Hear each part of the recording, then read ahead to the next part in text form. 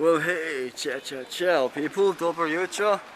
Hope you're all going well. It's Friday the 6th of November, and I've just been dealt with another blow with my travels, alright? Now, in a few weeks' time, I was supposed to go to Istanbul, get PRC tested, and then go to this special country, which I won't mention for security reasons, safe reasons.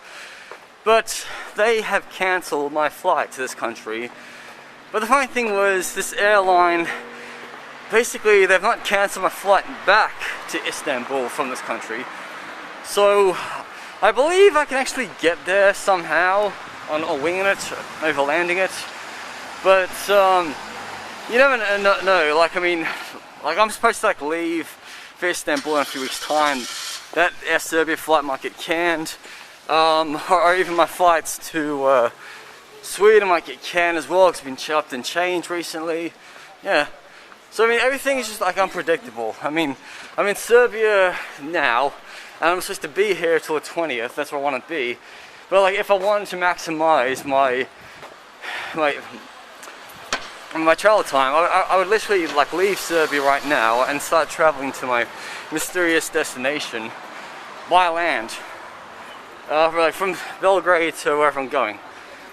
So, literally, I'm just gonna go, I'm gonna look for a cevapi restaurant, because I haven't had a cevapi since I was in Belgrade. My day's been kind of quiet. I just edited a new video. Last night I put up a new video for my OnlyFans, so go check that out and subscribe for $5.99 a month. And yeah, I've got another OnlyFans video coming out tonight or tomorrow, depending on what I'm doing today.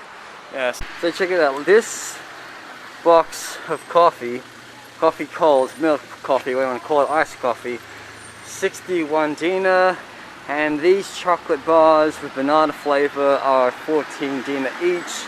So literally, I've spent less than £1 for an afternoon snack before I go have lunch.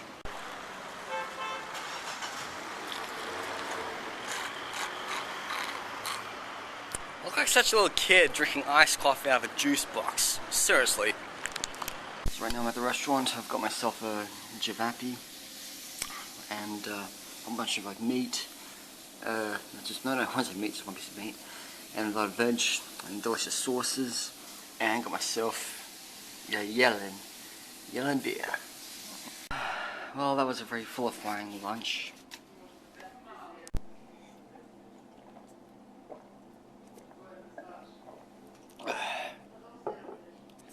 Feeling for the handshakes, but that's part of my daily life. You wouldn't believe how much my lunch just cost me just then.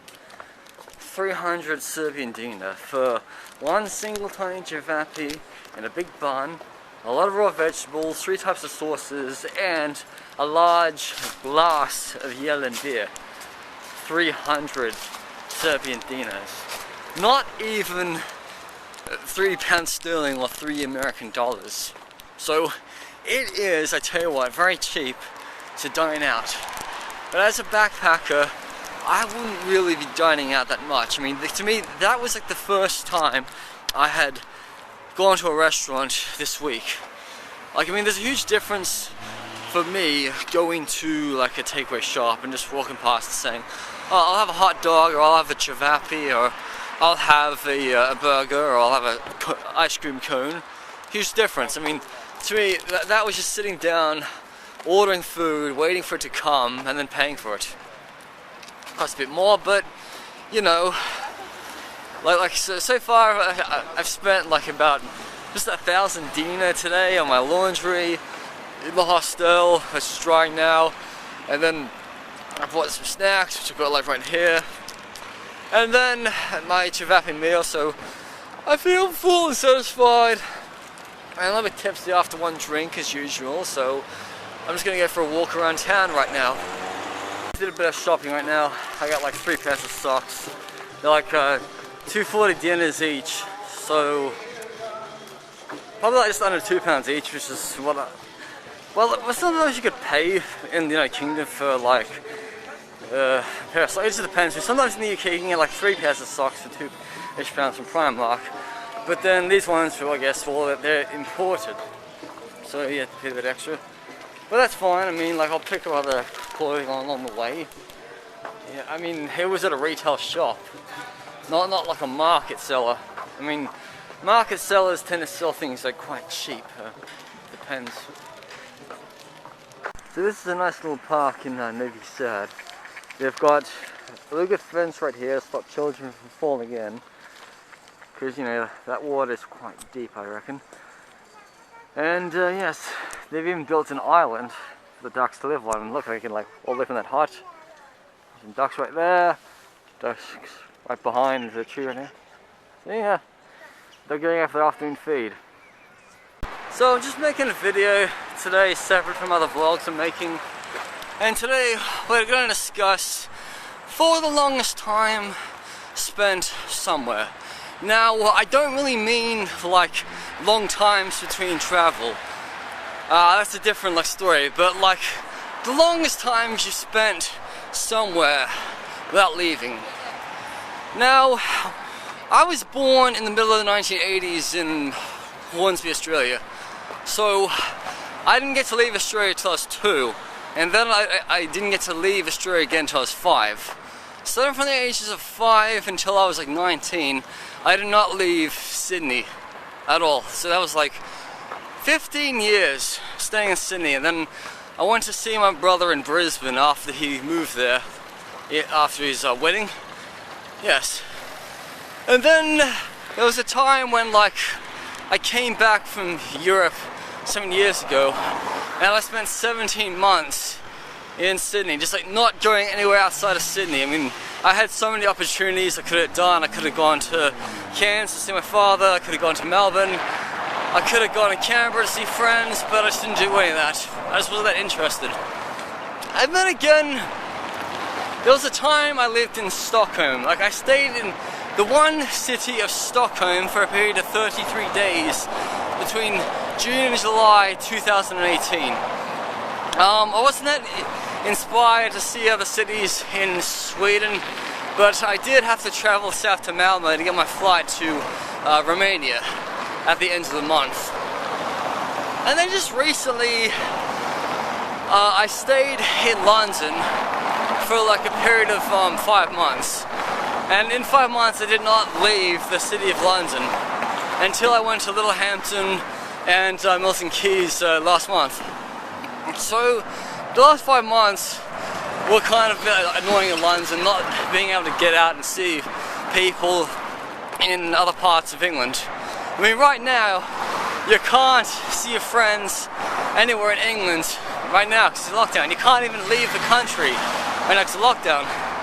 So I'm just kind of like quite happy that like I left England a couple of days ago to get to Serbia.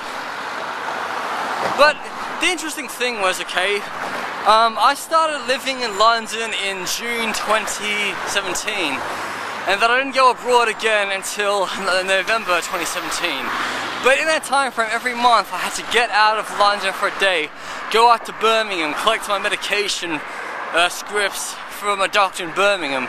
Because at the time, alright, I was lying to my GP in Birmingham and told them I was still living there, but then it all cut up to me towards like the end of the year, so that was quite horrible when like I had to find a GP in London after many months of like living there. But that explains like why like I didn't have a long period of not leaving London. It's like, when you think about it, it's okay, like today is Friday, and I've been in Novi Sad since Monday. So Monday, Tuesday, Wednesday, Thursday, Friday. This is like my 5th day in Novi Sad, despite the fact I spent half of Monday in Belgrade, and then the other half in Novi Sad, and then I'll leave like Novi Sad tomorrow, and go up north for the weekend. But, like, I'm still within the country of Serbia. So, like, Serbia is literally going to overtake a lot of the other countries in Europe that I've visited. You know, like, I've hardly spent more than 2 or 3 days in most European countries. Like, outside of the United Kingdom, my country's citizenship, the only country like I spent the longest time in would have to be Sweden. I spent a total of like 36 days there. Then Russia, I spent like a total of 11 days, I think, yeah. So 11 or 12 days in Russia a couple of years ago. And then, like, let's not forget, like, you know, I probably spent at least 50 days of my life in New Zealand, even though I've not been back in 9 years. And I don't think of anything special. I don't like looking back on New Zealand because basically it was just family matters. It wasn't like a case of, oh, let's go look around, let's see all the certain sights.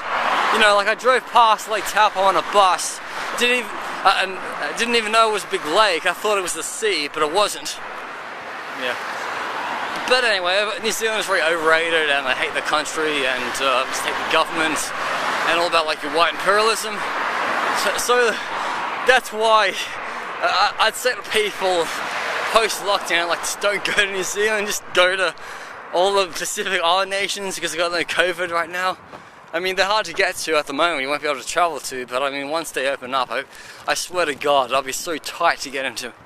I just found a church on the other side of Novi Sad, not far from the fortress, which is over there. And look it up there. That is such a good mosaic art of a saint. And it's got the cross. And then, to me, it looks like two statues. I mean, this one looks like a soldier. Soldier from like the Serbian War of Independence, or Serbian Revolution, or World War One. And then here, seems like we got another like religious figure, right there.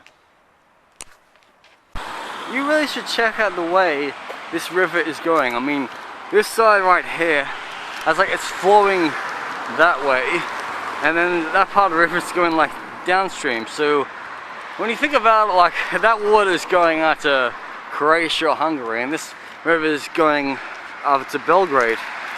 Nice.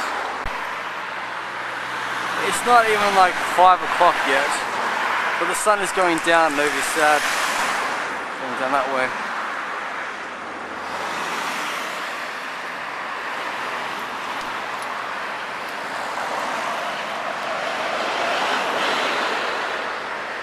Very nice. It's been a nice day today. No rain unlike the last few days. And so like every day since Tuesday I've been walking across one of these bridges, like either that one right here or that one over there. And I really like this one because it's more closest to the fortress. So anyway, this is a bedroom tour of Hostel Nomad, which I've been staying in Novi Sad for the last couple of nights. At around 8 to 9 euros a night, or pounds, whatever you want to call it. Yeah, so it's a loft type of hostel. Well, I mean, that's a loft which you don't get to use, but you get the picture. And there's this big piece of wood that, like, can always be a bit of a hazard if you're staying in these rooms that are here. Now, the good thing about this hostel is you get your key to your own locker. So yeah, I'm number 9. So like, this is where I kept all my valuables, my passport's all locked up. Nobody else going to get into there. And then you've got 6 beds. So, but I can't see it on the camera. We got 2 beds here and 2 beds here, and then a bed here, and then this is my bed here. Should really do it up. And also, I got my laundry done for 600 Serbian dinar. So that's so much a lot less than what I usually pay in London. Like in London I only pay about £8 a week, or every 2 weeks, depending on how often I do like laundry. And every bedside has at least a light like this, and a European style socket, so I just add my British adapter so I can use my computer and charge my items. Yeah. And the hostel doesn't have a free breakfast, which is fair enough, because you mean you're paying a low price. If you want a free breakfast, your price of the hostel goes up a bit more. There's always cheap shops nearby, grocery shops 24 hours a day. Go in there, buy some food, take it back to the kitchen, cook it yourself. And then also, the hostel owner, the wife, The owner gave me a bottle of Ratka, Serbian Ratka, great flavor for 300 dinar. So if you really want like good dinar, try to ask your hostel in Serbia if he or she has got some, and you can get it for a good price rather than having to go to an alcoholic store and buying a big bottle. Cause I mean, if you're gonna spend like a week or two in Serbia, you really should go through Rakia like a bit quick, like just have it 3 times a day. But always just make sure to have food and water with it, because it will get you like really shit hammered.